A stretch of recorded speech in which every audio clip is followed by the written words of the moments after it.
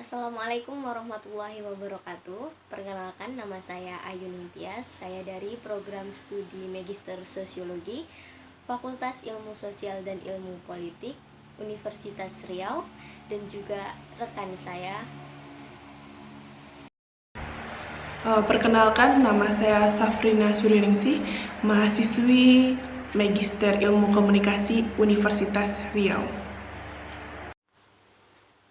Baik, di sini saya akan menjelaskan tentang interaksi sosial antara remaja etnis Tionghoa dengan remaja etnis Melayu di Kelurahan Bengkalis Kota, Kecamatan Bengkalis, Kabupaten Bengkalis, Provinsi Riau. Jadi latar belakang dari penelitian kami di sini adalah tentang bagaimana pola perilaku atau interaksi sosial yang terjadi antara remaja etnis Tionghoa dengan remaja etnis Melayu. Karena seperti yang kita ketahui atau saya perhatikan, bahwasanya interaksi sosial yang terjadi antara remaja etnis Tionghoa dengan remaja etnis Melayu itu masih sangat kaku dan juga cenderung berdasarkan kepentingan-kepentingan semata. Jadi hal itu yang membuat kami merasa tertarik untuk melakukan atau mengamati bagaimana perilaku atau interaksi sosial yang terjadi antara remaja etnis Tionghoa dengan remaja etnis Melayu di Bengkalis Kota. Metode yang digunakan dalam penelitian ini adalah metode deskriptif kualitatif dengan teknik pengumpulan data menggunakan teknik purposive sampling. Kemudian pengumpulan data kami lakukan dengan cara observasi dan wawancara. Kemudian teknik analisis data itu menggunakan model Miles dan Huberman, yaitu dengan cara pengumpulan data, reduksi data, penyajian data, dan penarikan kesimpulan. Hasil dan pembahasan dari penelitian ini berdasarkan wawancara dari Ketua RT. Ketua RT mengatakan bahwasannya interaksi sosial yang terjadi antara remaja etnis Tionghoa dengan remaja etnis Melayu sangatlah baik. Karena antara etnis Tionghoa dengan etnis Melayu itu sudah mau berbaur dan saling menerima perbedaan etnis itu tersebut dan menghargai satu sama lain. Bahkan remaja etnis Tionghoa itu sendiri memiliki komunitas sendiri yang bergerak untuk membantu masyarakat yang kurang mampu untuk menyalurkan bantuan, memberikan bantuan berupa sembako, membagikan makanan ke rumah, dan juga etnis Tionghoa dan etnis Melayu itu ikut serta dalam kegiatan gotong royong, rapat. Kemudian setiap lebaran itu mereka mau setiap lebaran etnis Tionghoa itu mau silaturahmi ke rumah ketua RT ataupun ke rumah teman-teman sebayanya. Begitu juga dengan etnis Melayu. Jadi dari hasil wawancara itu tadi itu bisa kita simpulkan bahwasannya interaksi sosial yang terjadi antara etnis Tionghoa dengan etnis Melayu berjalan dengan baik dan berdampingan sesuai dengan kebudayaan masing-masing etnis. Kemudian mereka juga saling membantu dan tolong-menolong, gotong royong di masyarakat tanpa membeda-bedakan etnis. Jadi dalam penelitian mengenai interaksi sosial antara remaja etnis Tionghoa dengan remaja etnis Melayu di Kelurahan Bengkalis Kota, itu penulis ataupun peneliti melakukan atau menggunakan pemikiran Gilin dan Gilin mengenai bagaimana bentuk-bentuk sosial yang terbagi menjadi dua.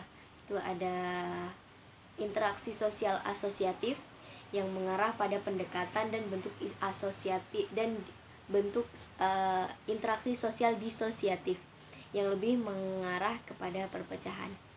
Jadi yang pertama itu ada bentuk interaksi sosial asosiatif. Itu ada 5. Yang pertama itu kerukunan. Jadi gotong royong, tolong menolong, saling membantu, itu termasuk salah satu bentuk dari kerukunan.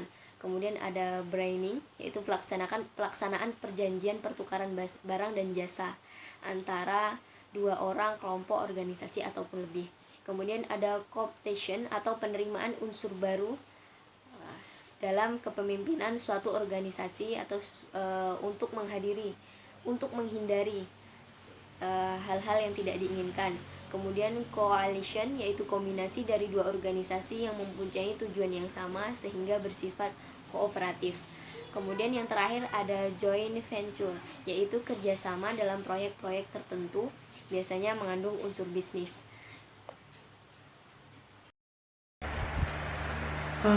Baiklah, di slide ke-6 ini ada bentuk interaksi sosial asosiatif. Yang kedua yaitu ada akomodasi.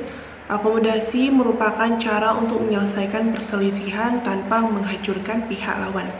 Tujuan utama akomodasi yakni mengurangi pertentangan dan mencegah perpecahan. Hal ini terkadang membuat adanya kerjasama dan kerukunan antar kelompok yang sempat terpisah. Adapun bentuk-bentuk akomodasi ini dibedakan menjadi 8, yaitu sebagai berikut. Yang pertama yaitu koersi, yaitu akomodasi yang dilaksanakan karena paksaan. Yang kedua yaitu ada kompromi, yaitu keadaan ketika satu pihak bersikap untuk bersedia merasakan dan mengerti pihak lain. Yang kedua ada arbitrasi, yaitu cara untuk mencapai kompromi apabila pihak yang saling berhadapan tidak dapat mencapainya sendiri. Dan yang keempat yaitu ada mediasi, yaitu menggunakan pihak ketiga untuk menyelesaikan masalah secara damai, namun pihak ketiga tersebut hanya bertugas memberi nasihat, tidak berwenang memberi keputusan menyelesaikan perselisihan. Dan yang kelima yaitu ada konsiliasi, yaitu upaya mempertemukan keinginan-keinginan pihak yang berselisih untuk mencapai tujuan bersama. Dan yang keenam yaitu ada toleransi, yaitu bentuk akomodasi tanpa persetujuan formal yang dilandasi oleh watak manusia yang tidak menginginkan munculnya konflik.